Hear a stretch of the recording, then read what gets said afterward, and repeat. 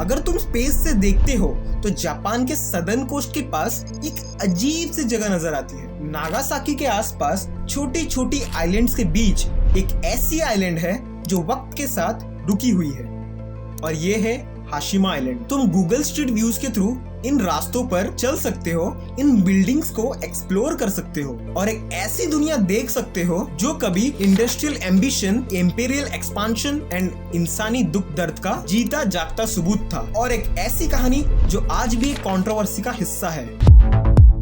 Late 1800s के and तक Japan एक इंडस्ट्रियल रिवॉल्यूशन से गुजर रहा था, जिसमें एक एग्रीकल्चर बेस्ड सोसाइटी से बदलकर एक तेजी से उभरता हुआ इंडस्ट्रियल पावर बन रहा था। रेल रोड्स बन गए, फैक्ट्रीज खड़ी हो गई, शिपयार्ड्स एक्सपांड हुए, लेकिन ये सब चीजों को चलाने के लिए एक चीज जरूरी थी, कोल।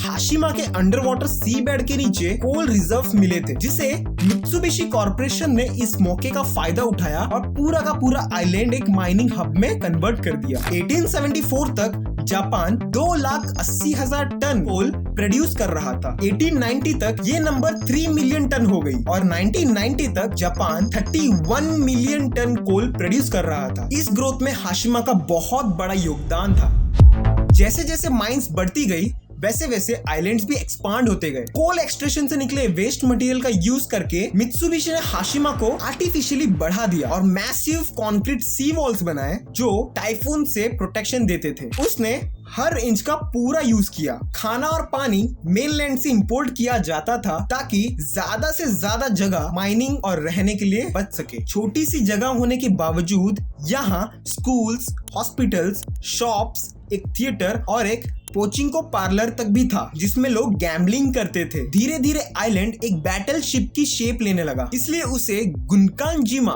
बैटलशिप आइलैंड का नाम दिया गया।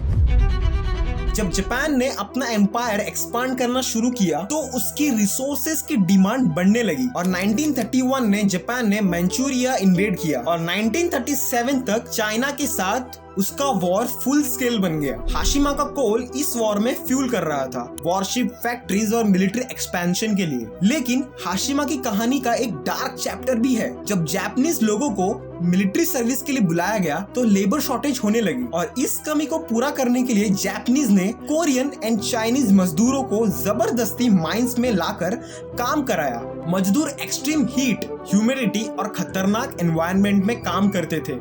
एक्सीडेंट तो जैसे उनके लिए आम बात थी और एस्केप तो लगभग इम्पॉसिबल था। कहा जाता था कि लोग मर जाते थे, उनके बॉडीज को नाकानोशिमा आइलैंड्स ले जाया जाता था और वहीं बंद कर दिया जाता था। जापान आज भी इस बात से इनकार करता है कि वहाँ कोई क्रेमेटोरियम भी था। आज भी हाशिमा एक साइलेंट विटनेस है, एक ऐसी जगह जो प्रोग्रेस और पेन दोनों का सबूत है। और ऐसे ही वीडियोस को कंटिन्यू करने के लिए सब्सक्राइब का बटन जरूर दबाना।